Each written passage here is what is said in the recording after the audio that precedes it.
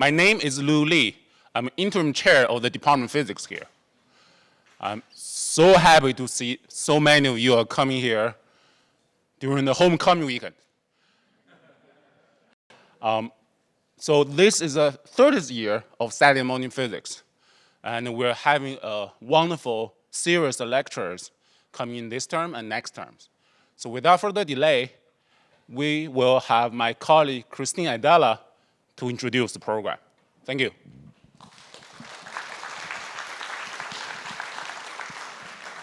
Yes, good morning everyone here in the room at U of M on campus and to those following our live stream.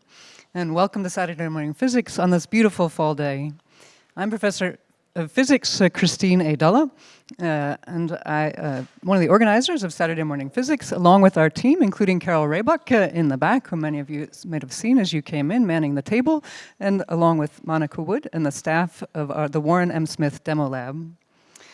Before moving on to our program, I want to remind you that Saturday Morning Physics is made possible by you, thanks to your many generous contributions as Saturday Morning Physics fans. For more about supporting Saturday Morning Physics, go to SaturdayMorningPhysics.org. Saturday Morning Physics is also grateful to have the support of the Dr. Mary Lois Tiffany Endowment, the Hideko Tomozawa Endowment, the Van Loo Family Endowment, and the Pulikeshi Dayalu Astrophysics Fund. Before we move on to today's program, I'd like to bring to your attention a couple other public events that we have organized through the physics department this year. Just next Wednesday, October 8, we have our Ta-Yu Wu lecture by Professor Gabriela Gonzalez of Louisiana State University. The topic will be Einstein, gravitational waves, black holes, and other matters. You can find a flyer about that out in the lobby. We'll also be having a centennial celebrating 100 years of spin here at the University of Michigan. That'll be November 5th, an afternoon multi-hour event here on campus. So before moving on, I want to note that today's event will conclude with the traditional Saturday Morning Physics Q&A. For those joining us online, please send your questions to physics@umich.edu. This brings me to today's speaker, my colleague and many year Saturday Morning Physics organizer, Professor Tim Chupp. He's going to be speaking about the science of baseball. Tim was born in Berkeley, California, and lived in Seattle, New Hampshire, and in Munich, Germany before attending university and grad school. He was actually raised in a family of scientists, and I understand that he got to take apart a lot of gadgets when he was growing up. So it's unsurprising that he became an experimental physicist. He focuses on building instrumentation for measurements in elementary particle physics using atoms and nuclei. Some of his recent research includes measuring the anomalous magnetic moment of the muon, and he's currently spokesperson of an experiment to measure the electric dipole moment of the neutron, which probes forces that may have resulted in more matter than antimatter in the early universe. Yeah, he's been engaged with Saturday Morning Physics for many years. I'm new to the team this year myself. Tim is a distinguished fellow of the American Association for the Advancement of Science and of the American Physical Society. So please join me in welcoming Tim Chupp.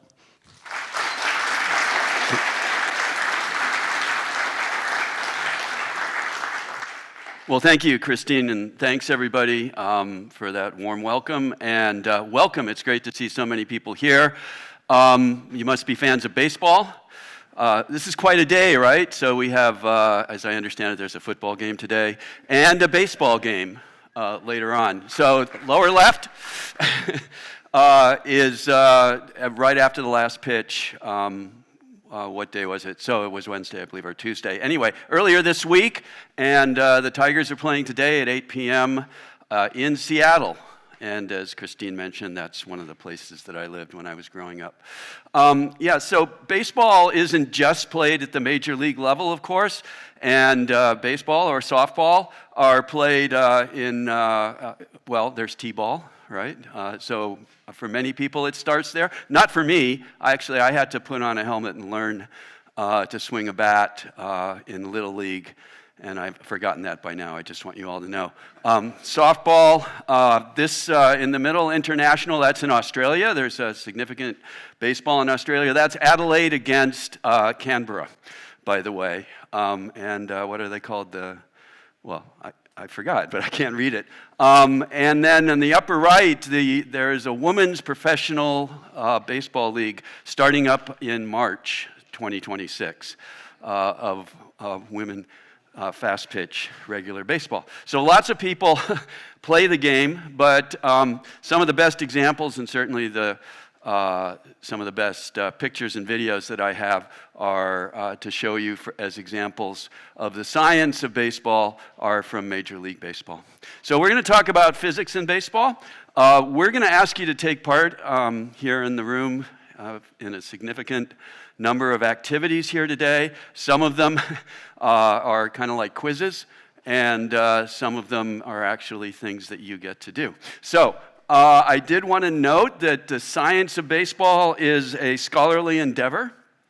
There are many, many papers published on various aspects of the game, the science, the physiology, the neuroscience, etc. So here's just a sampling of papers: the dynamics of the baseball bat collision, corked bats catching fly balls, the motion of arbitrarily rotating. I'll just keep going. Spin. All right, you get the point. Okay, so can we start with a quiz? Sure, you ready? All right, what forces matter most in baseball? And let's see, I could probably see anybody who raises their hand. Just name one. Yes? Velocity, okay. Velocity is, to a physicist, not a force, but it is certainly a quantity, a physical quantity that matters quite a lot. A force is a push or a pull, is the way I define it in introductory physics. Yes? Gravity, yeah, gravity matters a lot. It matters in everything we do here on Earth. Other? Yes. Friction, yeah, friction. In particular, the friction, actually there's a number of frictions, like a runner wouldn't be able to run without the friction between the feet and the ground, but maybe very important for us today is the friction of I know what you're thinking, air friction or air resistance, aerodynamics and aerodynamic forces. Yes, any others? Yes? Torque. Okay, torque, actually, we will consider torque a force today. It's a force that causes rotation, so it's a push or a pull that makes rotation in essence. So torque is very good. Okay, any others? One more? Yes, one more. Yes, right, the rotational force or torque. Okay, good. Okay, so here's my list. Gravity, good. Friction, good. Not even in the right order. Viscosity, which is a force which is related to air resistance, right? So it's a kind of friction, as we said. Ooh, elasticity, right? What's elasticity? Things stretch or compress or bend and spring back, okay, etc. All right, so this is the baseball field. There's just a couple of interesting things about it. You may or may not know, but it should be fairly well known that it's 90 feet along the baselines. If you draw a straight line from first base to third base, it does not go through the pitcher's mound. Surprising, but the 60 feet 6 inches, many people have heard of as well. And there is historical lore about that, whether it is somewhere in the Bible or that would be the Old Testament, of course, etc. At any rate, that 60 feet is really important. So what we're going to start with is this problem. I called it a homework problem, but it's yet another challenge for you here. At least I want you to think about whether or not you could do this. So that's Tarek Skubal, just the other day, throwing a 100-mile-an-hour pitch, which he did many, many times, 14 strikeouts. And I want you to notice in the upper right picture how far in front of that 60 feet 6 inch marker, the rubber, on the mound, is from the plate. I also wanted to just note, this is really kind of interesting. I have to admit that, as noted, I grew up in New Hampshire, which is New England, which is Boston Red Sox country, nation. And Ardolis Chapman, I was kind of surprised to learn, because he was a Yankee nemesis, has been pitching for the Red Sox and did an amazing job on his closing out the one game that the Red Sox won in that series. He has thrown the fastest pitches ever. Now, when I say the speed of a pitch, that is the speed with which it leaves the pitcher's hand as the maximum speed as measured by a radar gun, the thing that the cops use to measure speed of a car, and of course it measures the maximum speed, right? Not when you slowed down, right, when you noticed the cop or whatever it was. Okay, and some of those, those pitches were a while ago, but he was throwing 101, 102, 103 earlier this week.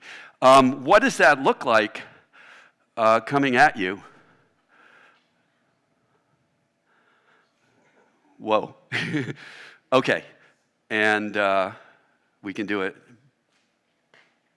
Don't blink. That's really something. Imagine being that batter with that slider going the other way, sliding the other way. Not a slider. Okay, so here's the problem. How long does it take? Why 55 feet? Because the ball leaves the pitcher's hand significantly in front of the 60-foot rubber on the mound, so we'll use 55 feet. We use 100 miles an hour, which is 147 feet per second. How long does that take? At least, how would you figure that out? Right? Think about that for a second. I'll give you a big hint. You would divide the distance by the velocity, right? The longer the distance, the longer it takes. The larger the velocity, the less time it takes. So divide the distance by the speed or the velocity. 55 divided by 147 is 0.37 seconds, or 370 milliseconds, which is a good unit to use in baseball. Things fall, however, for question 2, how far does it drop? It's called drop, okay? Well, naively, if only the force of gravity were involved, then the bottom equation, that the change in height is this thing we call g, which is how fast gravity pulls on things, how hard gravity pulls. It's called the magnitude of the gravitational field, or many people learn to call it the acceleration of gravity, and it is an acceleration. Anyway, I did the math for you. It should fall about 2/3 of a meter, or 2.2 feet. T is the time, yes. T is the time. Very good. Yeah, this is kind of advanced, but not for this crowd, I know, for sure. But nevertheless. Okay, so the thing about falling and getting to the plate is going to the plate is a horizontal motion. Falling is a vertical motion. And what we learn and what we teach, at least in the simplest approach, which is sometimes effective. Thank you, Monica, for setting this up for me. I would never do it right. What we learn is that the vertical motion and the horizontal motion are separate. So this demonstration is going to drop a ball, the white one, and propel a ball forward, but of course it's also going to drop, right? And I think you can kind of anticipate what the trajectory of this is. I'll tell you that gravity is by far the most important force in what I'm about to demonstrate. And the evidence is going to come to you through your ears. You're going to hear the balls, each one separately, hit the ground or the floor, all right? So I only get to do it once, right? So here we go. And then you count down, right? This is traditional here. 3, 2, 1.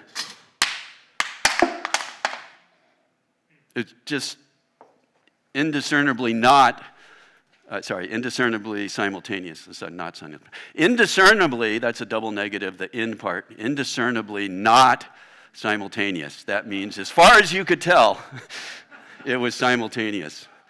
This is a science talk, not a language talk, but nevertheless. Okay. Right. So there's our answer. But it's too simple. We've left out many of those forces. In particular, we've left out the frictional force, or the viscosity, or the air resistance. So that causes the ball to slow down as it's moving towards the plate from the pitcher's hand by about 10 miles an hour for a 100-mile-an-hour pitch, 9 or 10 miles an hour. So when it gets to the batter, it's maybe 90, 91 miles per hour when it crosses the plate or hits the bat. The other thing is that pitchers learn how to grip the ball and release the ball with their arm moving in a way that induces spin on the ball. Spin around some axis, a spinning ball. And I will show you some calculations, video calculations of spins of different pitches, but the axis of spin is clear, right? It's spinning around the axis, like the Earth is spinning around its axis. The ball is spinning around an axis, and the angle of that axis is controlled by the pitcher and the way the pitch is performed and released.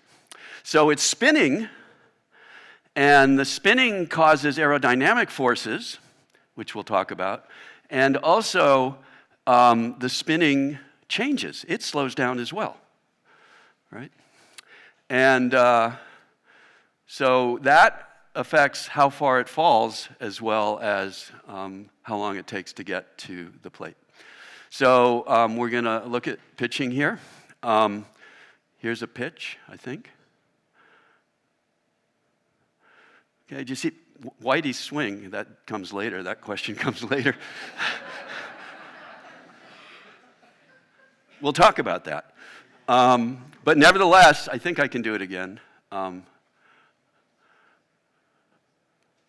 Right? Shoom.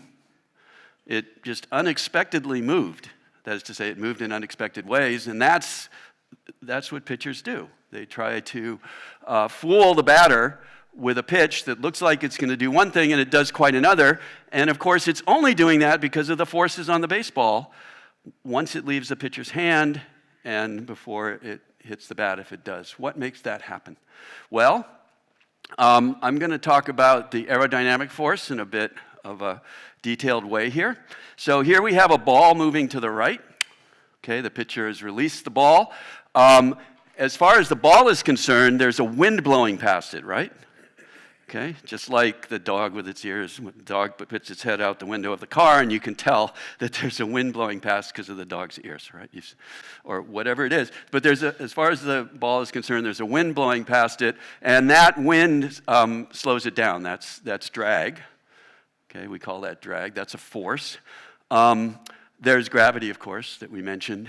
And generally, the ball is spinning. So this particular ball will be a fastball, which is released in a way that essentially the axis of spin is horizontal, the ball is spinning backwards. It's called backspin. And there's a little bit of air that goes with the spin of the ball, sometimes called a boundary layer. And the consequence of that is that there's a different speed of the air over the top of the ball and the bottom of the ball. And if you look, the backspin and the air in the top is going in the same direction, so that's faster. And on the bottom, it's going in opposite directions, so that's slower. And when there's more pressure below than above, there's lift. I think I have a picture of that. Right? Wind speed at the top is greater than wind speed at the bottom, and that causes lift. So fastball does not fall the way this ball did, right? Because it has an extra force upward as well as a drag slowing it down, and that's lift. Does that make sense? Right? We get all these forces. So the things on the right are arrows, Actually, everything's an arrow here, including the spin. But what we, in physics, we call any physical quantity that has a direction a vector. Okay, I don't think I'll use that term again, but I wanted to make that note. Now, the drag does depend on the velocity. So I have this graph. I've used this graph in previous talks, and I didn't refresh it very much. But basically, the bottom axis of the graph is velocity. And the only point is that the drag on the baseball is not constant as the baseball changes its motion, as it slows down and its spin changes. Okay. This also is kind of interesting. There are different pitches, and there's different spin rates. A fastball is spinning backspin, so that's why it's negative, 95, 90 mile an hour fastball. Sliders are released in, I'm left-handed, okay, so you'll see this here, are released in a way that they spin around a different axis, and that's considered positive. And then this thing called induced vertical drop is a technical term, and when that number is negative, that means that the ball doesn't drop as much. So fastball doesn't go as much as gravity alone would cause, and these other pitches tend to drop more. Okay, so why did the bottom drop out of that pitch? Right, because it was a kind of pitch that had a positive spin-induced vertical drop. And then it's all in the grip, kind of, not just. But here's several grips. I thought this was kind of cool. That's one way that the pitcher controls the spin of the ball. And another way is the arm motion. I know it's kind of painful, isn't it?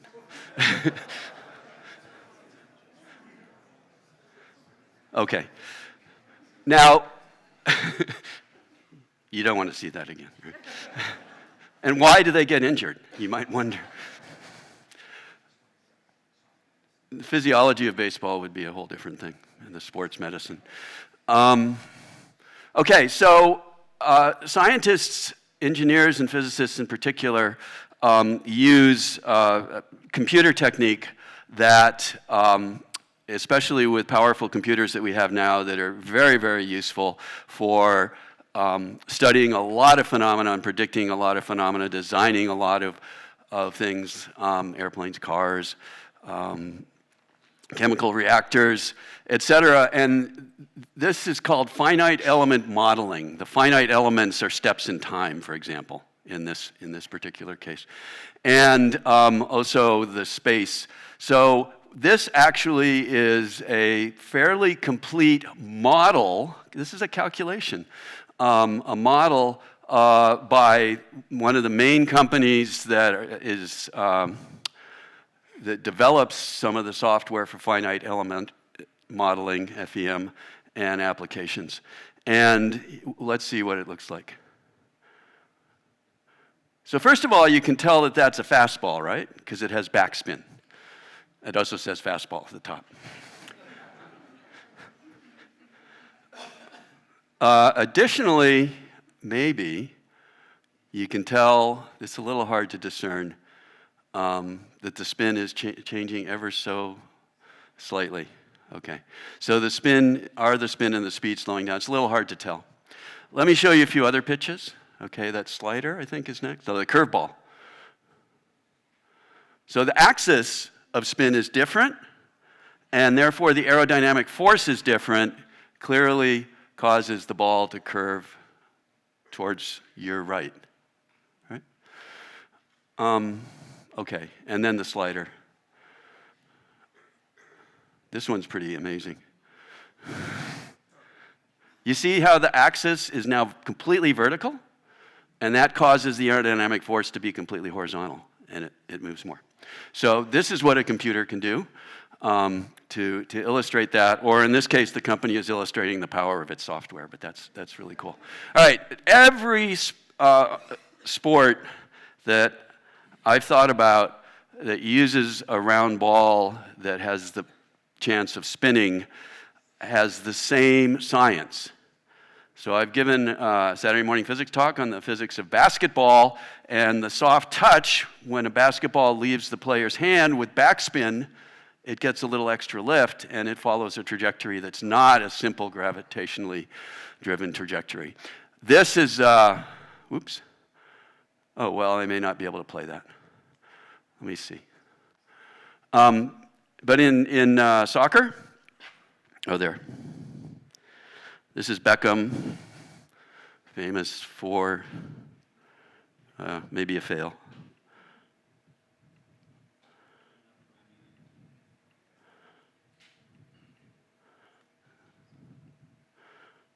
Sorry. Well, or Federer. Okay, let me just note, these are suddenly not working. But, okay. In soccer, maybe you've seen how it's particularly on free kicks, the ball bends. That's called bending. In tennis, hitting a ball from like this height over a net at that height as fast as possible would cause the ball to go way past the end line if it didn't have topspin. Topspin, backspin makes lift. Topspin drives the ball down, so that's why they can hit the ball at 100 and something miles an hour, and it does not go way over the end line. Okay? Simple gravitationally driven trajectories would. So that's the reason for topspin. Okay, all tennis players are taught that at some point, probably fairly early in their tennis careers, but they should be taught the physics as well, don't you think? Okay. So we're doing great. Okay, let's. I like this one. I searched for a lot of Tigers videos, and if they're destroying the Yankees, I love it. Okay. So, yeah, so what is he thinking? Is the same question I had earlier. Why swing at that pitch? Okay. Yes? He's not thinking. He probably doesn't have the time to think, right? Yeah, remember the 307, sorry? He's reacting. And this is my job, so. Yeah, it's his job to react. Okay, I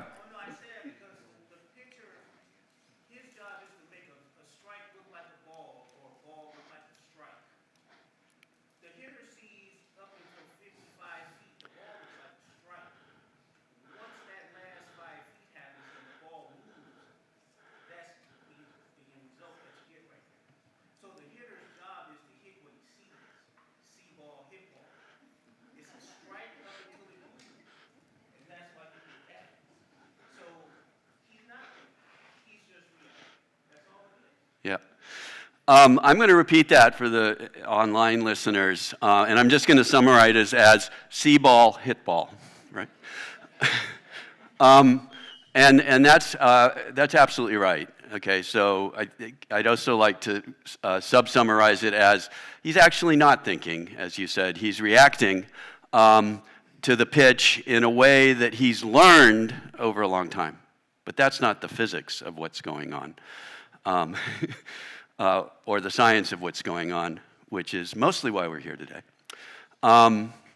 Saturday morning physics is to educate, but also to entertain, excite, and engage you. So hopefully that's what we're doing throughout this presentation. Okay, so I want to go through this so that you understand the time. We already estimated the 370, let's say 400 milliseconds, 4/10 of a second, that it takes a fast fastball. So here we are at the start of the pitch. You can see that the pitcher's motion takes at least 6/10 of a second from the start. The pitch clocks are, 15 seconds now? 7/10 of a second, the ball is just leaving the pitcher's hand. You can't really tell from this center field camera angle. The pitch is pretty much, it's moving away from us, so we can't tell how far it is, but I can tell you it's later, so it's closer to the plate, and between 0.8, in that 1/10 of a second, it's moved almost a foot, right? And another 1/10 of a second, a little bit less, and then is the swing. So remember, the pitch left at 0.7 seconds, and the swing is about 1.1 seconds, so that's the 4/10 of a second, or 400 milliseconds, that's going on here. And of course, he misses it. So this is, yes, he's reacting, and the real question is, how long does it take to react? And there are some things that are physiological about this, and I think it would be really interesting, so what we like to do here at Saturday Morning Physics is engage the audience, so we've got a job for you, which is to help measure your reaction time. And to do this, we are handing out yardsticks. This will take a minute.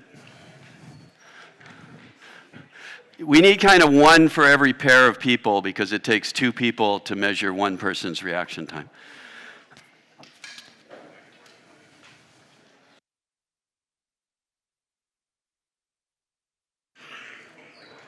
And you also have to stand up. Should we turn the lights on?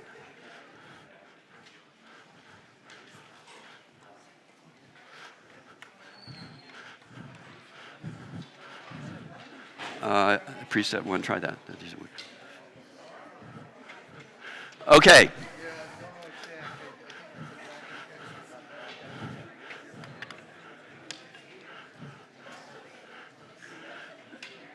So, you can help me. No, all right. Christine, would you help me? All right, here's what we're going to do. Okay? So I learned this because, what seemed to be a rich uncle had a dollar bill, and he had me do this with my fingers, and then drop the dollar bill and had me try to catch it. And if I could catch it, I could keep it. So I had to learn how to get cues from my uncle to tell when he was just going to wink a little bit, and I got rich, at least for a 5-year-old. So if you put your fingers around the 20 inches, okay, so one person will hold the ruler, the other person will have their fingers at 20 inches.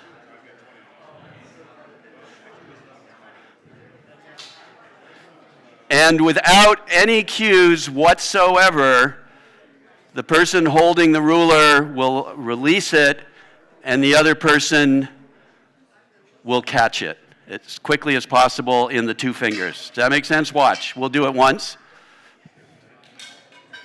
Okay. And then you look where she caught this, which is at 6 inches.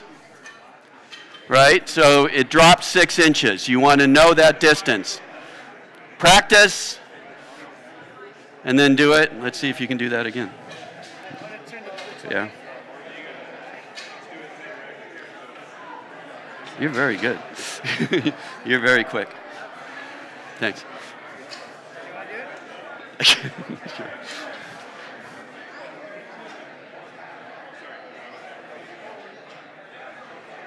8. Same.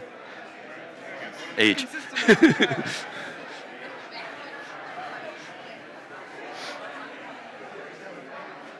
done with me? Yeah, thanks. Make sure that both people get to do it, right?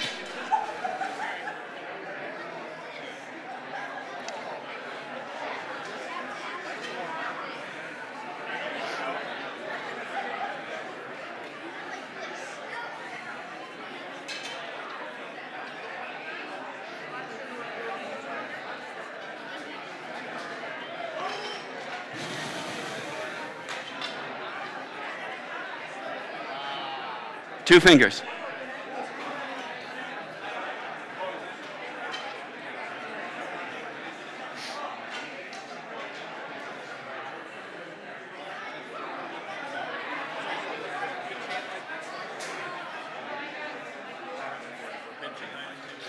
Yeah. You ready? I didn't mean to be gruff. Here, you can do it. 20. Great. 30. That was 11. One more time. Which one?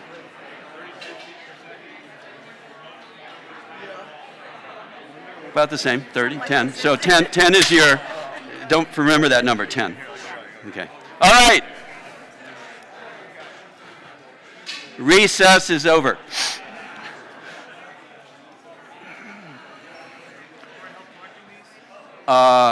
Just pass them to the side. I didn't mention this because you were having so much fun, but I hope you remembered your number, right? How much you went from 20. So if it went from 20 to 28, which is mine, that's 8 inches, right? It dropped. Yeah. So I illustrated this with Christine with this one, right? Everybody had yardsticks. This is a meter stick. Science usually does things in meters and so on, kilograms and all of that. But we're using inches. It's just fine. But you might wonder why we didn't do that. Well, these are much more expensive. It's tariffs or something. And the other thing is that, as you all know, baseball is a game of inches. So, keep my day job. That got a better laugh than... It is a game of inches. Okay, we can do it either way. We just have to know G. Remember that? 1/2 GT squared. You don't have to remember it, but that's the same T. That's the time. But now we're going to find the time knowing the distance. And in this case, aerodynamic forces don't matter. So here's a chart. Okay, so 8 inches... I was very impressed with Christine, which was 6, right? Which was 177 milliseconds. I'm at 204, which is, but anyway. So what I want to do, this is it's a little risky of me, but I'm going to try to estimate.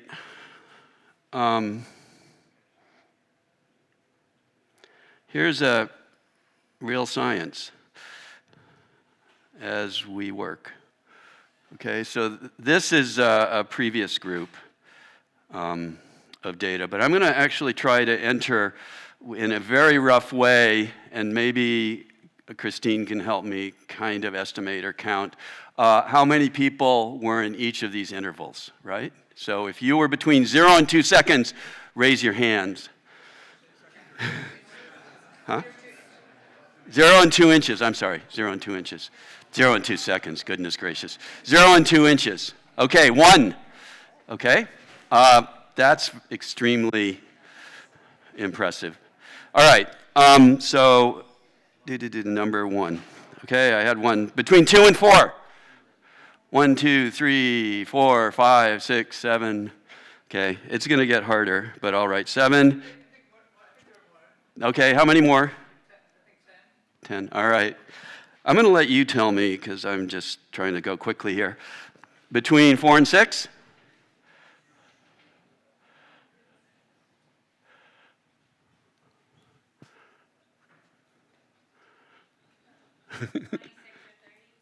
$26 or $30, which is $28, yes. And between 6 and 8? Similar.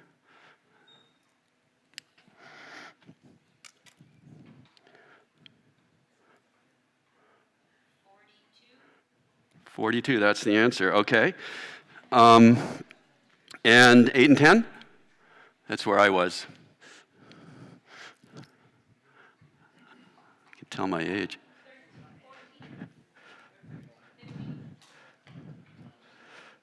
10 and 12? It's going to start to go down. Is that 1?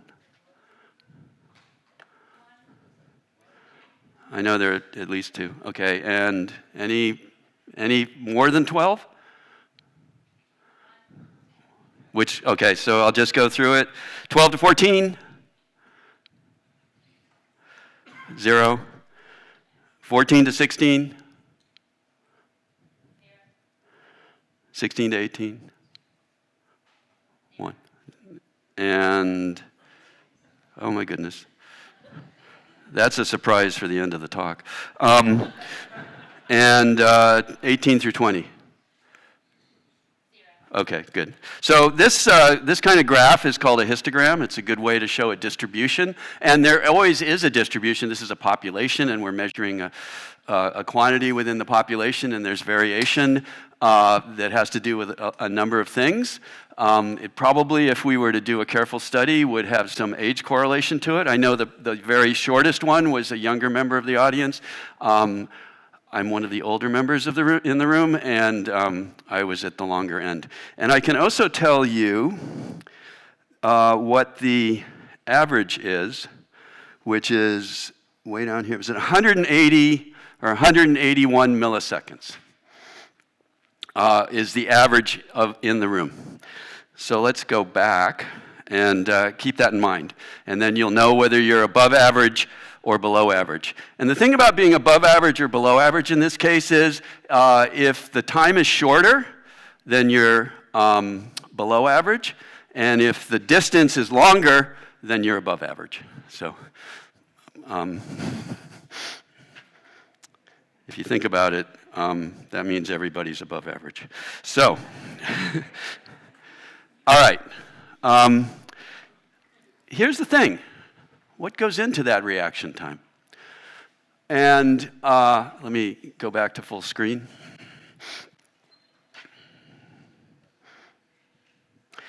This is simple. This is a physicist version of it, and it's pretty amazing how neuroscientists respond to my doing this.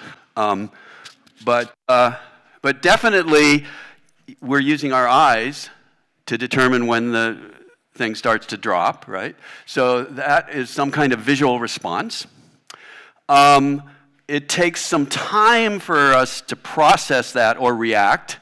And this is something that you haven't had much time to learn, right? I bet you if we did this all day, you would be bored, but also get better at it. And muscle strength is also an issue, because you have to close your fingers it takes muscles to do that. So we don't necessarily think of that as a measure of strength when we go to the weight room. I don't do this one very much, but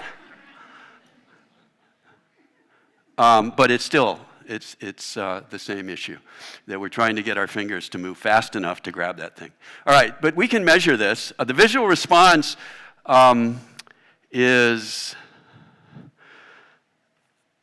we'll measure fairly rapidly. Maybe you can help me with this. I just turn it on? Okay, and we have to make the room a little bit darker. And I have to hit B on my computer.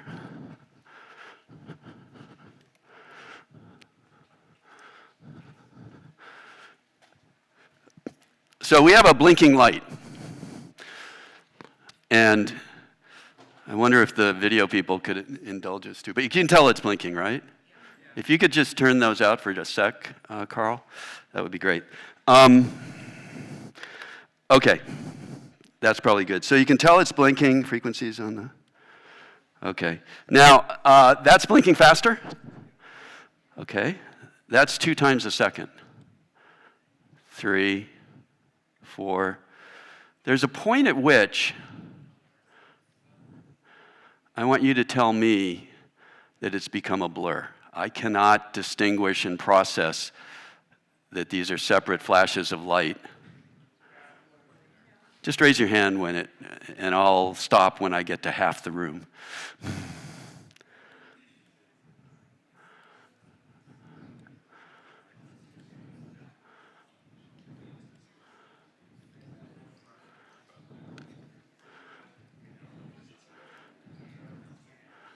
Okay, that's about half the room. And for the rest of you, how about that? That's like a steady light and slowing it down again. Okay, that wasn't, okay, great. All right, so you know, about half of you had your hands up, at 30 times per second, exactly, 30 times per second, that is actually the rate at which most normal televisions refresh because of our visual response. It doesn't need to be faster, except for like gaming and stuff like that. Thanks. So that's 30 milliseconds. The brain to finger, I just have to tell you that skeletal muscles, the nerves travel at 100 meters per second.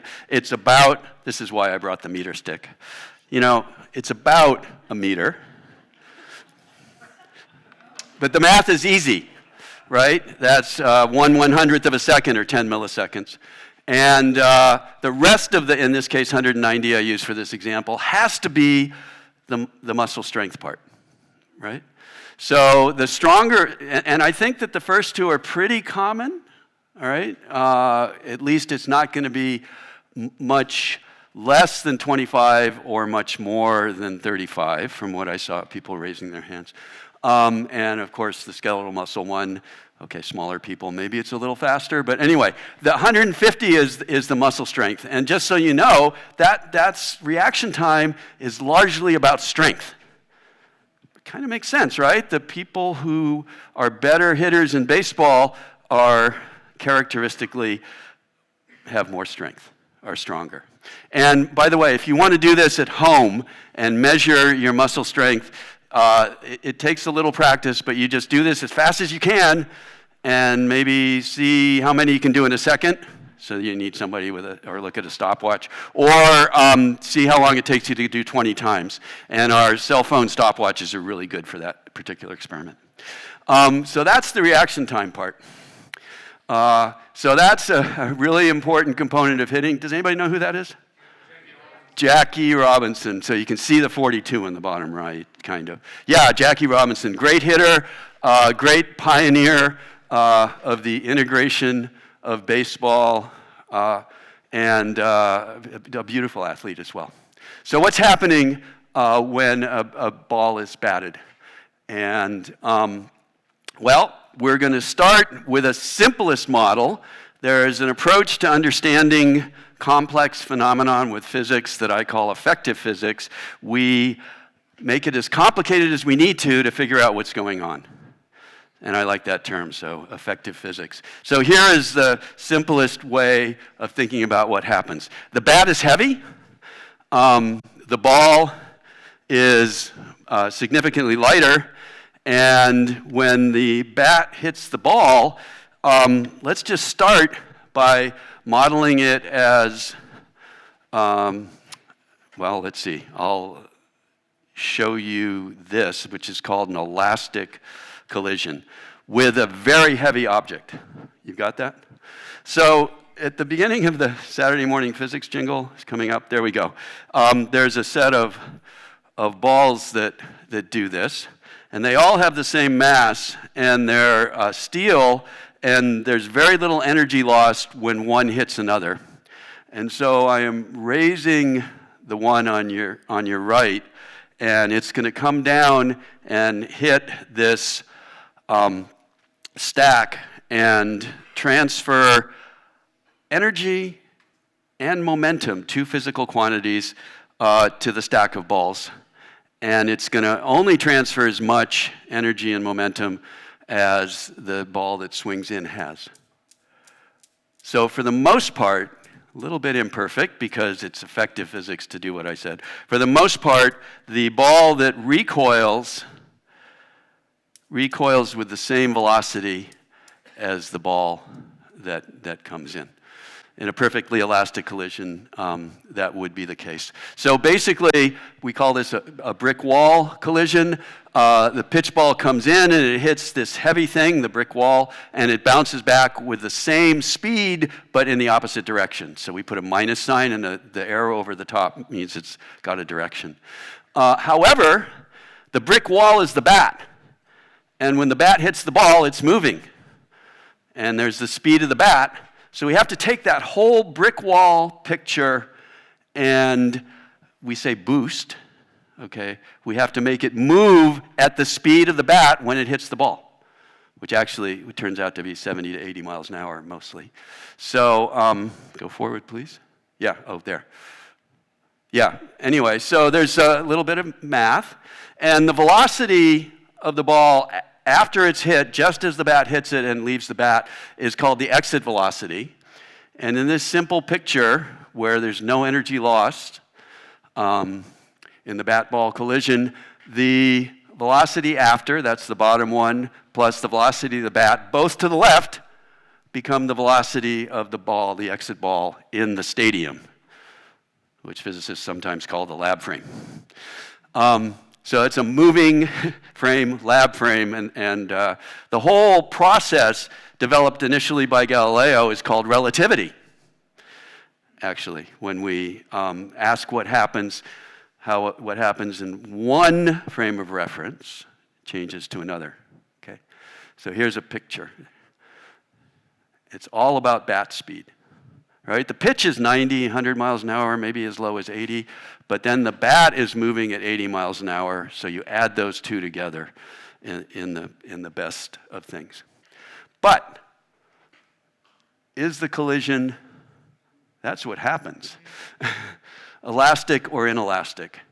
How much energy is lost to the ball, we'll start with, but then we'll have to consider the ball and the bat itself, right? Because some energy goes into the bat. And that energy has to appear in some other form of energy, and I'll tell you that it's heat. So if you do this experiment many times, and we've done that here in this in Saturday morning physics, with a different kind of ball, the ball heats up. We did it with a basketball, Monica and I.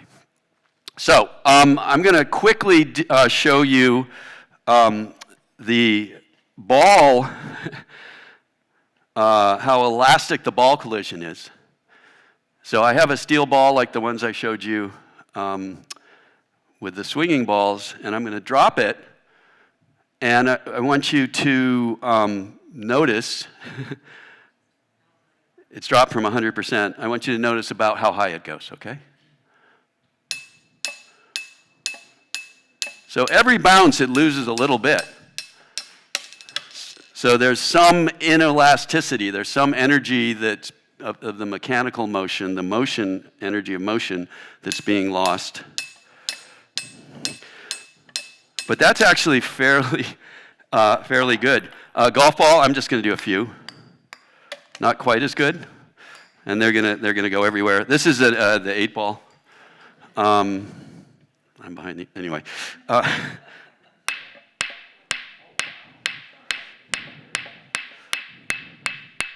This is kind of cool too.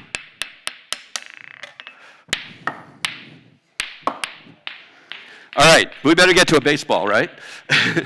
Okay, so what do you think? This is a fairly standard baseball. 50?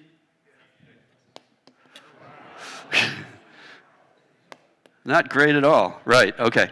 So that is called the coefficient of restitution, how much of the initial energy is recovered. The height is proportional to the energy. The difference in height from 100% is the amount of energy, proportional to the amount of energy lost. So going through it, baseball, about a third of the energy is retained. 2/3 of the energy in the ball-bat collision is lost. So we need a, by the way, that's actually been measured in the laboratory with this device. I think that's kind of cool. That says 50 to 55%. So it just gets more complicated. So to make the physics effective enough to include the energy lost, the inelastic losses of energy, we just have to take account of that. Okay? So a lot of this kind of science of physics is accounting, really, and doing the math of the accounting. Anyway, the bottom is momentum, that's what P is. The top is the energy, and we have to account for the lost energy, which is the very last quantity. E is for energy, LOS, S is for loss. Okay. So that is a really excellent ball-bat contact. This is Shohei, and he's hitting a... Okay, so come on.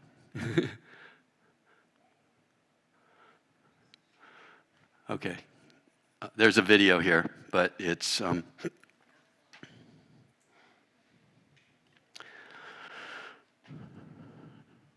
It's just beautiful. That's why I played it.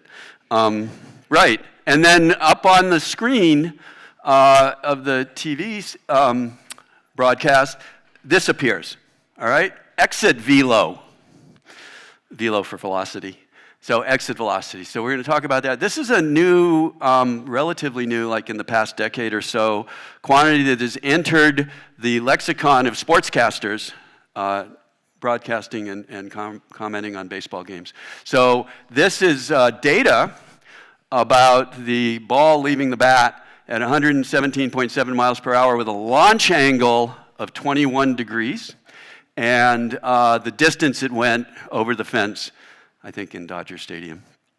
So we're going to talk about the effective physics of exit velocity. So this is maybe fairly not surprising. The line, the arc of the line shows what happens if, I have to say, the horizontal axis is distance from the plate, and this is from the third base perspective. So the ball is going to the left, and then the vertical axis is the height of the ball. So that shows what we call a trajectory. Okay. And that would be a trajectory where only gravity affects the ball's motion after it leaves. And there's some math there, but that doesn't matter. It's 600 feet in the horizontal and 80 feet in the vertical, so that doesn't look like 21 degrees, but it is. And the distance it would go with no air or other real reality of the ball bat encounter would be about 560 feet, okay, which is, I don't know what the longest home run ever is, but it's probably about that. Right. So what's missing, you've seen this picture before, except it's rotated by 21 degrees. So now the aerodynamic, the drag, is opposite the motion. The lift for a ball hit with backspin, right? It gets extra lift, if you remember that. And that's what's missing. So this is, I'm going to skip over this, which is also science, but so is this. So putting all of the science into the ball leaving the bat with an exit velocity and a launch angle, this is actually on my computer. I did this calculation. I'm going to show you the result. This is a spreadsheet. These are used in science as well, as textbook balancing and things like that, accounting. And it just tells us everything about the ball as it's moving. And this particular problem I set up had a backspin of 1,200 RPM. It's in the white on the left, et cetera. And this is the result. Okay, the red. So the black curve is what I showed you before, no aerodynamics of a spinning ball with drag. And the one on the right shows you, sorry, the red one shows you the actual calculated path of the ball. Okay, well, okay, left or right, take a look at left or right. Can the online people see that? Oh, there, it's back. All right, so my question to you, real quickly, is why is this actually going higher for part of its trajectory than it would if there were only gravity pulling it down? Right? And that's the backspin, exactly, right? So, yeah, what a drag. Okay, this is a quick story about exit velocity because exit velocity started appearing in 2015. Tim Rohan was a University of Michigan Daily sports reporter who went to work for the New York Times, which had a sports department at the time, and he wrote an article, The New Way to Judge Hitters. It's rocket science, sort of. So I'm not gonna read the whole thing to you, but I wanted you to know that various people were quoted in this article, including me, and the general manager of the Mariners said, Okay, so the Tigers are playing the Mariners today. You don't have to be a rocket scientist to see that if you hear the sound of the ball off the bat, that's all you need to know. I'm not a rocket scientist either, but I'm a nuclear physicist. It also said I was a Boston Red Sox fan, but I seem to remove that. This was a phone interview, and I said, well, you know, the bat is moving at 80 miles per hour, hits the ball in just the right place. It's undercut, so it gets a little bit of backspin. We now all know all about that. And the pitch is moving in crazy ways that we've seen, so the batter has to make micro adjustments if the batter is going to successfully hit the ball, little small adjustments, faster than the speed of thought. I thought that was a great term. And yeah. The copy editor of the article changed that to faster than the speed of light.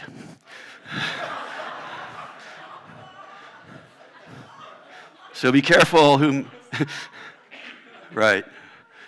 And then there was an erratum, you know, because it was even in the print paper.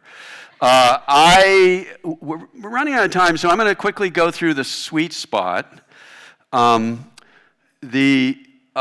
Sweet spot is certainly where that ball-bat collision is taking place. In this case, it's in a place where a lot of energy goes into something other than the ball. It goes into the vibrations of the bat. And that's easy for you to discern. Okay? So here's a normal bat. I'm going to hit the bat with a ball at a few different places, and we actually have an electronic device here that measures the vibrations of the bat, and I'm gonna, we have to listen. So I'm gonna go towards the end of the bat. Can you hear that? And then towards where that picture is taking place. And then at the sweet spot. It's really quite different. And then, do I have to hit it harder? All right, so what we're showing here is actually the vibrations as time. Okay, bad spot. Geez, another bad spot. No, it's not working very well. Sweet spot. So there's a lot of vibration. There's a lot of vibration. Much less. So that shows, again, that we're conserving energy for the ball-bat collision. Now, about bats, there's all sorts of cool things about understanding the bats. If you hit them in the sweet spot, you're hitting it at the place where all these are called modes cross, and very little energy can go into the vibration of the bat. This is startling. Okay, so that can happen as well. All right, I want to talk about the torpedo bat. This is Aaron Leonhardt. Aaron was a professor here at the University of Michigan. Prior to that, a few career steps prior to that, he was a undergraduate student here at the university. We had hoped he could come to give this lecture today. Instead, he's going to join us on Zoom for the question and answer period. I wanted you to know. But Aaron is most famous lately beyond baseball, where he's developing an amazing career and has just been named the manager of Arizona Fall League team, so it's his first management job. And I think he's listening. Developed something called the torpedo bat. Who'd heard of the torpedo bat? That's one of the really amazing things. Yeah, so I think it's fair to say that the torpedo bat is still around, but it made quite a splash at the start of the season when the Yankees hit a large number of home runs using this new kind of bat. And Aaron had worked for the Yankees. He's now working for the Marlins organization. Cal Raleigh is a switch hitter. He ran the home run derby, as I understand it, with a torpedo bat, and he hit 60 home runs this year as the home run leader of the year, just as some evidence. And I want to show you this picture of the torpedo bat, which is at the top, and the regular bat, which is at the bottom. And we got a torpedo bat. We're not going to do any science with it right now, but I'm going to just show it to you. I'm not going to do that, actually. Oh, okay, I can hold both, thanks. Right, okay. And try to make it look like I know how to swing a bat, which I'm not going to do, but I do want to just kind of point out, as you can see maybe almost better in the picture, that the regular bat just tapers outward the whole way to the end. And the torpedo bat is fatter and then becomes thinner. So there are a number of consequences of that. The Louisville Slugger, which provided this one for us, or Raleigh did, I guess. But the Louisville Slugger people, are trying to sell these bats. But what I want to tell you is, in order to swing a bat, it takes strength. That's the strength we measure in the reaction time thing. It takes strength, and you want to get the bat moving the fastest. You want the ball to hit the sweet spot. So the most forgiving sweet spots are a little bit bigger. And also, this bat has less resistance to rotation. This is rotation, which is called moment of inertia. So this is a really long bat, so I'm really choking up. But so there are a number of things about this design, and also that it conforms with Major League Baseball rules. So Aaron can tell us more about that when he joins us. This is just at the very beginning of the season. The torpedo bat users had higher batting average, higher on-base plus slugging percentage, and higher average exit velocity by a couple of miles per hour. That's the rule book. Okay. We can talk about aluminum bats afterwards. I'm just going to finish for a couple minutes telling you that technology is providing data that are changing the game. And the coaches know how to use those data. I'm going to tell you where they come from. There's a set of very fast, high frame per second cameras, 12 of them in every Major League Baseball park. By Hawkeye Technology, you can get analysis of all the data they produce in this baseball savant, and I made this table, and then some of the data that I have. You can get all sorts of stuff. You can figure out what pitches it is. And what's remarkable to me is the camera can also track points on a batter, joint points, and a runner around the stadium. And I guess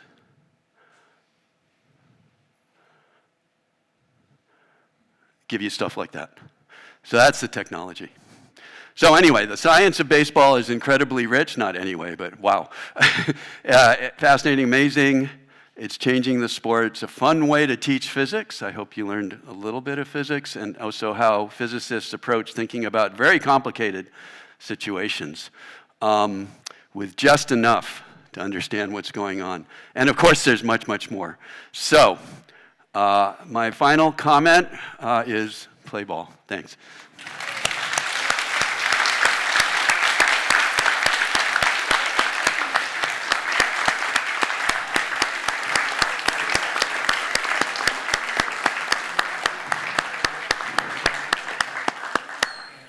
All right, so we'll take just a minute. Those who need to leave should feel free to head out now. Otherwise, we'll have a Q&A with Tim Chupp, and hopefully we'll have Aaron Lienhardt online with us as well.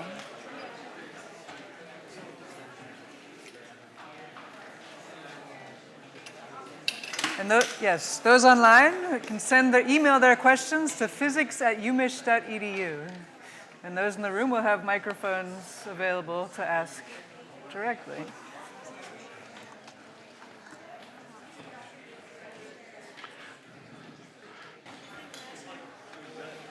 Go ahead and try to join the Zoom.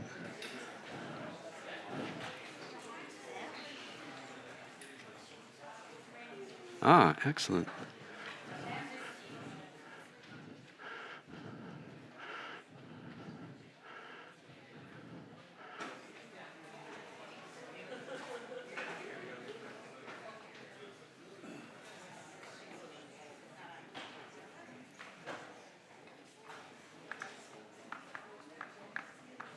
All right, Aaron is known as Lenny these days.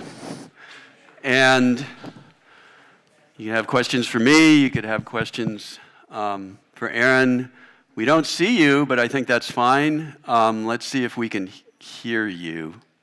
Say hi, Aaron, Lenny.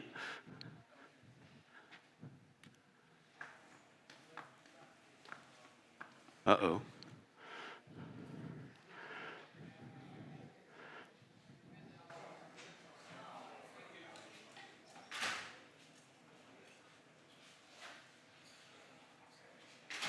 How are we doing now, Tim? Okay, that's good.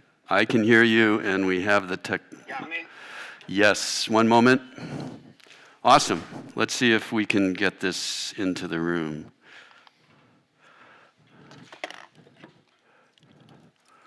Or I'll have to borrow a microphone. That one should work if you turn it on and turn the little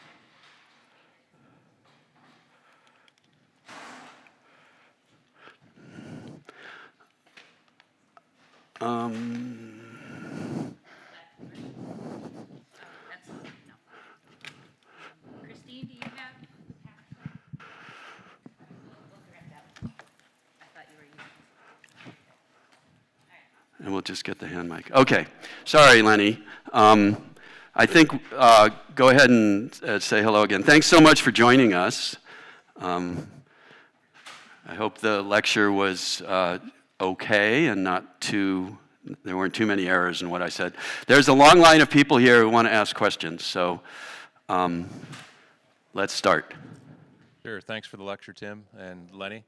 I'm curious, you mentioned the torpedo bat making a big splash in the news at the beginning, and I was waiting for you to say whether it fell off or not. I haven't heard as much about it. Did it fall off, and if so, why? Did pitching change? What happened through the season? Thank you. Okay, we lost him. All right, while we wait for him to come back, and this is untested, this is a first for Saturday morning physics, though we're going to try to do it again in the spring. He's back. Okay. I'm going to repeat a question, Lenny, that we just got about the sort of essentially the statistics on the use of the torpedo bat and whether it fell off or just left the headlines and what impact it's had on the Major League Baseball season. Well, that one was for me there. Could you hear that question? Yeah. Okay. I heard parts of it. You're just asking about how the torpedo bat actually performed this year and the statistics on it. Is that correct? Yes. Yeah, so I think I cut in and out there a little bit. I think the initial outburst of home run was probably like a over dramatization for maybe the upside of a particular piece of technology. I think something like torpedo bat is the kind of thing where over the course of the season, it's going to make you marginally better on pretty much every single swing you take. And when you integrate that over 162 games, you're going to see the results work out in your favor on any one play, any one swing, any one event. It's going to be maybe hard to attribute credit or penalty. Oh, I see the video's finally working now. Credit or penalty to the bat per se. But I do think over the course of the season, you're going to see contact rates go up and the quality of the batted balls in play go up a little bit as well. But it's probably going to take a full season of using it before you can really say that you personally saw a positive impact or not from it. About how many players do you know used it regularly? I think that's a fair question. I think lots of guys try it. They switch between bats all the time. My guess would be when all things kind of shook out, probably close to 15-20% of the league might be using it regularly. I think this offseason will be a big offseason for guys to try to see if they can get a bat fit to their liking. Mid-season adjustments tend to be a little bit tougher for players. So the players that came in prepared to start swinging the new equipment this year were probably the ones that stuck with it throughout the season. And this had actually been a project that had been in the works for over 3 years now. So I think a lot of people behind the scenes had been tweaking these bats to their liking, and really the rest of the league is probably going to play catch up this offseason to it. Okay, another question. So when they pitch the ball, it goes really fast. So do you like wear anything to protect you? And what happens if you get hit? Has anyone gotten hit by the ball?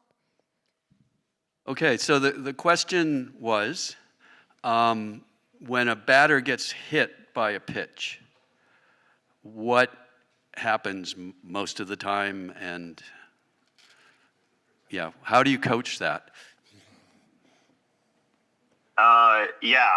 So when you get hit by a pitch, you get first base. It's meant to be a penalty for the pitcher and sort of a reward for the hitter, if you will. Generally speaking, nowadays there can be a lot of injuries when that happens. The pitchers are throwing pretty hard, and the hitters have started to wear elbow guards and things like that, hand guards, to protect themselves from the bones that are most likely to get broken when they get hit.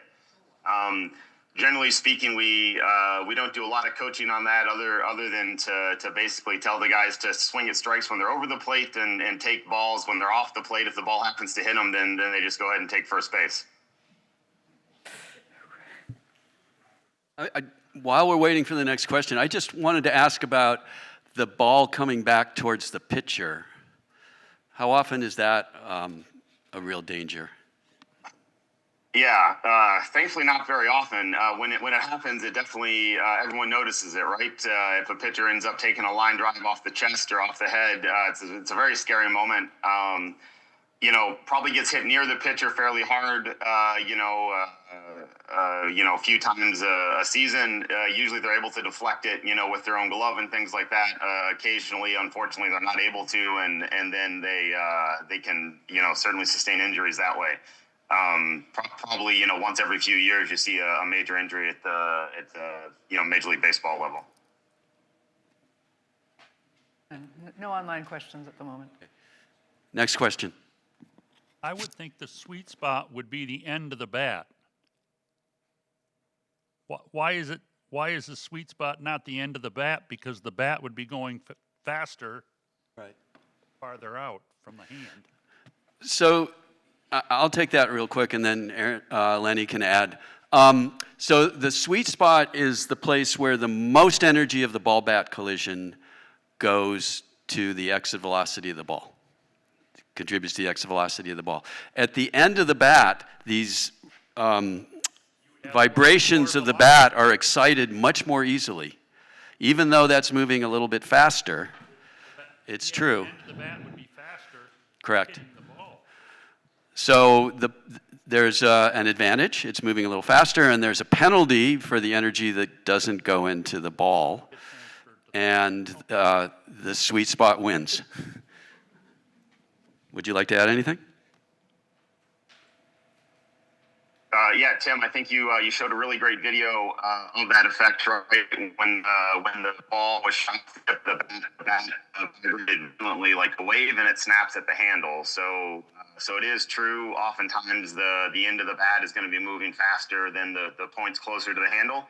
But the vibration of the bats is probably the single most important thing for the exit velo of the ball. So it's a really big deal that you do not excite the vibrations of the bat. If you excite the vibrations of the bat, that's all energy that's lost in the collision, and none of that energy goes into the exit velo of the baseball. So the real thought process behind the torpedo bat was to recognize that the vibrational modes of like a free beam, which is basically what a bat is, pretty much set the sweet spot in the same location for all bats. It's about 6 to 7 inches down from the tip, and so the whole goal was to put as much wood as possible in that area, with the understanding that you still had to leave a little bit out there on the tip, otherwise the vibrational mode shift too far in as well. So that was really what the trick was behind the whole design process, and ultimately that's the region in which you'll always have the highest exit velocity, regardless of the fact that certain parts of the bat are actually moving a little faster than the others. That's very cool. Did you use finite element methods to design this? I would like to say yes. I think we did something about very similar to what you were doing there, hanging a bat from a string and bouncing a baseball off of it, and just showing,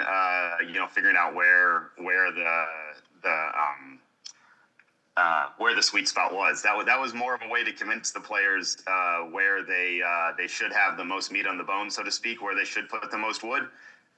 We actually have data that just pretty much tells us where the players hit the ball the hardest, and it's very tightly clustered in a range from between 4 to 9 inches from the tip. It's kind of like a Gaussian histogram, like you might expect.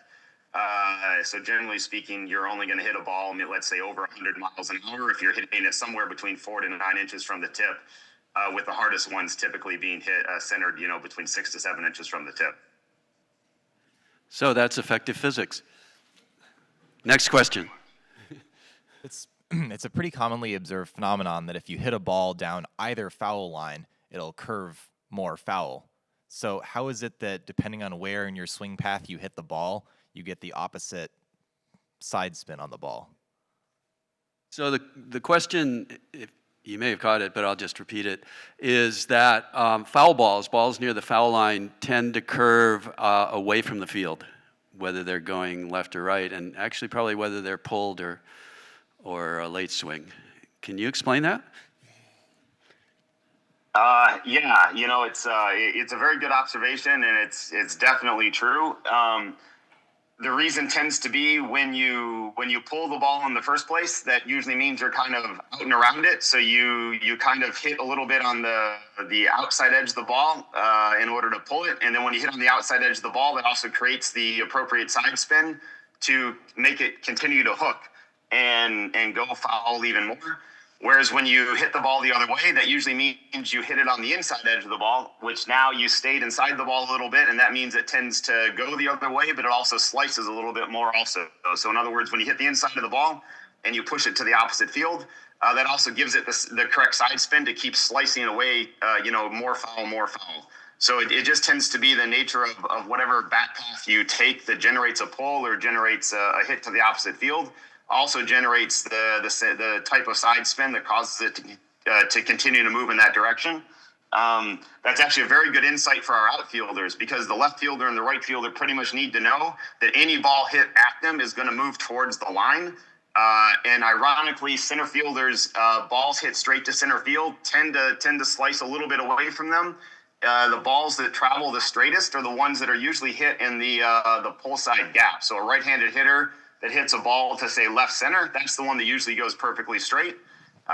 It's just something that we train our outfielders to know about, just simply because sometimes they have to take their eyes off the ball and run to where they think the ball is going to be, and this just gives them a little bit better advice on where to target their direction.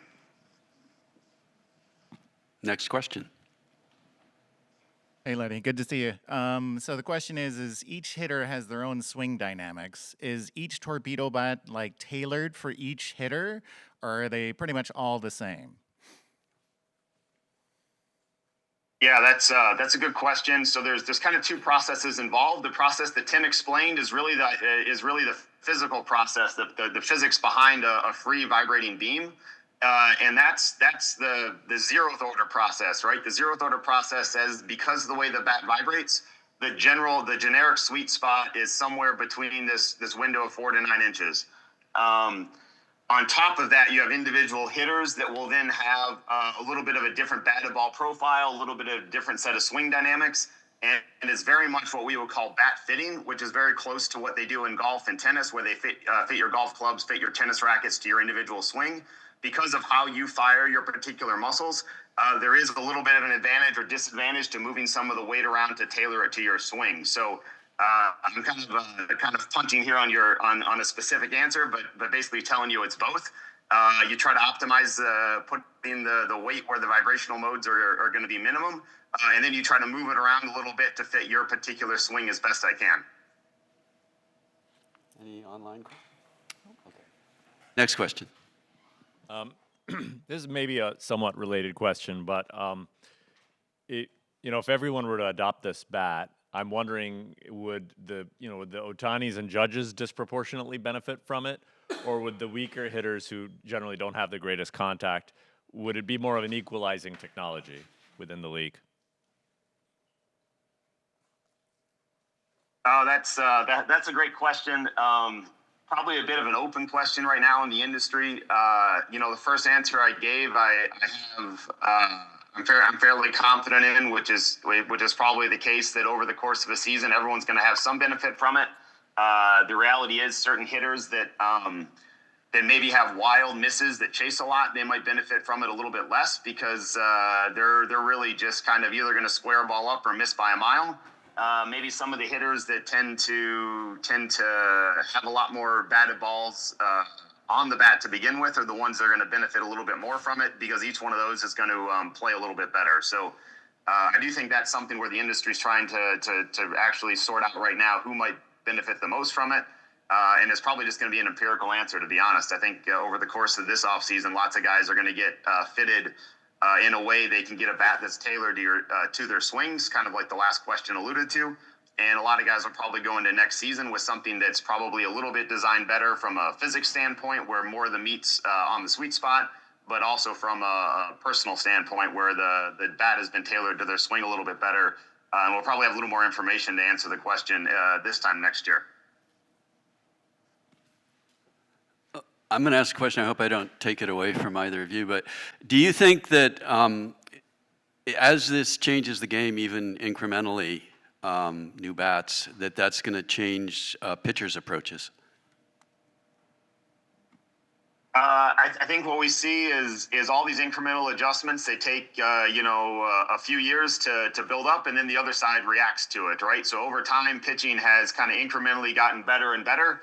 And this might be one of the many ways and hitters are reacting to it. So over the next couple of years, as hitters start to develop maybe better swing mechanics or better technology in the bats they're swinging, pitchers will then try to find ways to counter that adjustment as well. So those kind of incremental adjustments tend to take, let's say, 2 to 3, maybe even 5 years to settle in, and then the opposing side makes their adjustment back. So the game does tend to meander rather slowly when it comes to these things.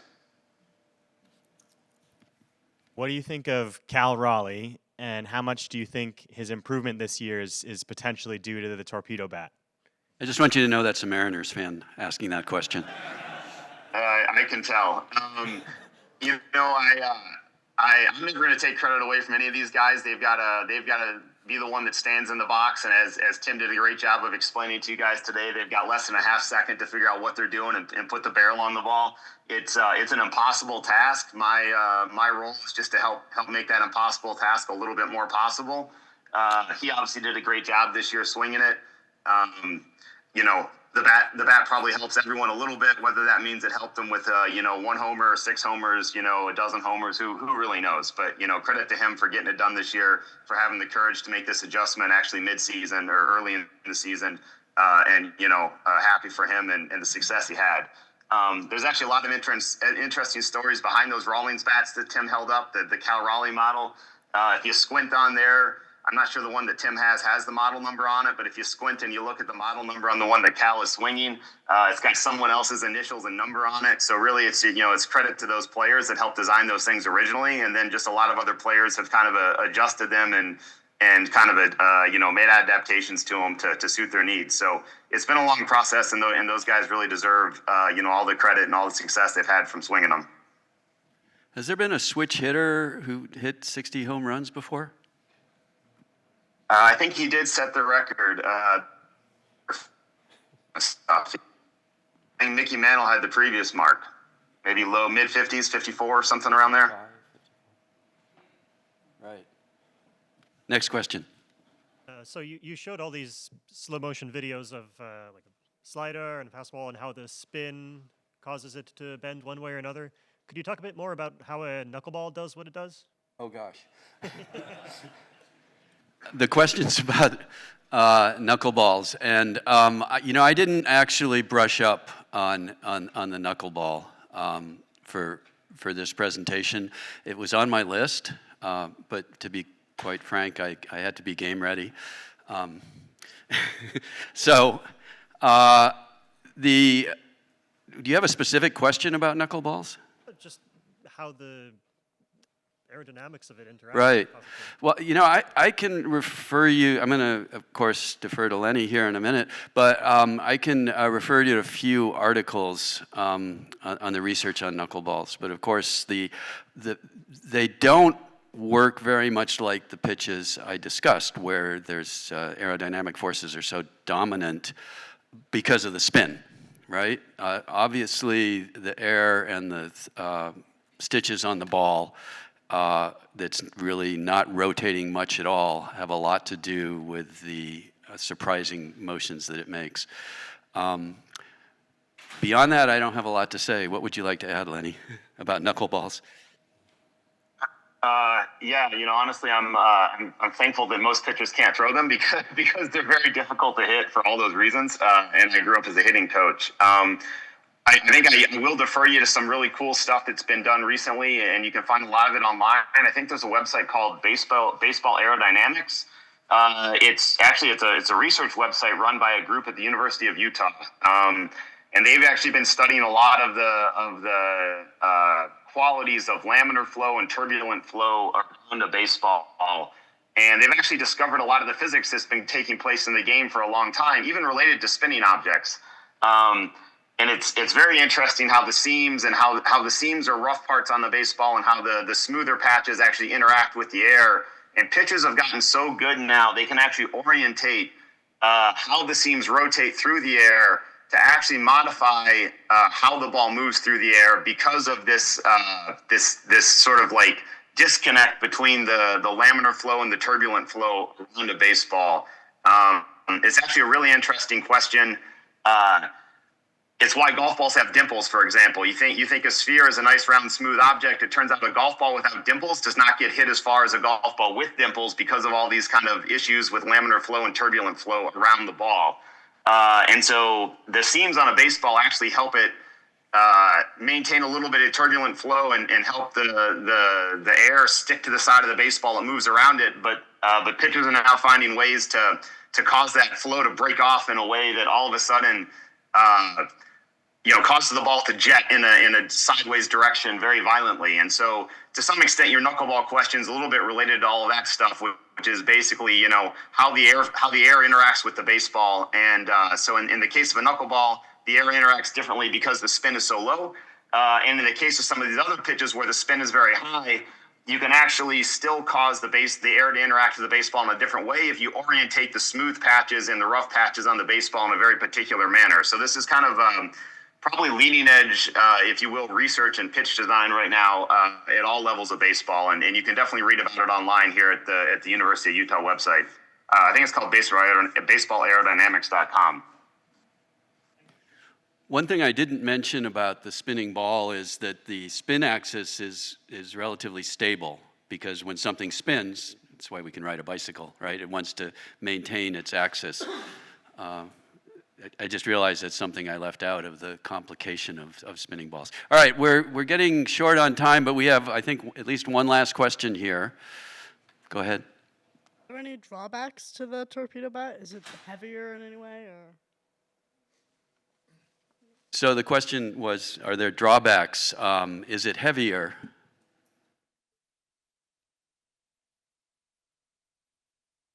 Yes, about the torpedo bat? About the torpedo bat, yes. Everything? Yeah. Yeah. So that is probably where we did the most research, and I wouldn't really call it. I mean, finite element analysis is probably what we did. We didn't really study vibrational modes per se using that technique. We mostly studied the various moments of inertia. So the center of mass, the moment of inertia, the higher moments of inertia, to basically make sure we knew what the length, the weight, and the weight distribution was. So to some extent, that was part of the bat fitting process that we did. We really wanted the bat to have the same feel in the player's hands, but how do you quantify feel for a player? In like kind of layman's terms, it's something that they call swing weight. And in physical terms, it's basically like a moment of inertia, not just how heavy the bat is, but how that weight's distributed. Is it end-loaded? Is more of the weight closer to the tip? Or is it more balanced? Is more of the weight closer to the hand? So we actually did a lot of analysis on that when designing the bats to make sure that at the end of the day, the player would almost close their eyes and be able to swing their current bat along with a bat that we designed for them with a torpedo shape, and actually still have kind of the same feel, same swing weight when they swung it. There's no reason why you have to maintain that. Back to the point of one of the previous questions, there may be a better weight distribution for any individual swing, and there's definitely ways to fit players to sort of the correct weight and linked weight and weight distribution for their swing. We just kind of took the bat they were currently comfortable with and made the assumption that somehow they had implicitly fit that to their swing already. That's not necessarily the right assumption, but that's the assumption we started with to get the project off the ground. And that's part of the reason why I'm suspecting that this offseason people will probably dig in a little bit deeper and do a better job of merging both things, kind of the physics of the shape of the torpedo bat along with the actual bat fitting process, and probably find a lot more guys coming into spring training next year with bats that are kind of tailored to their needs. Great. All right, that concludes our Q&A. Thank you so much for coming, and thanks once again to our speaker, Professor Tim Chupp. Thanks so much, Lenny. Let's thank Lenny also. Yes.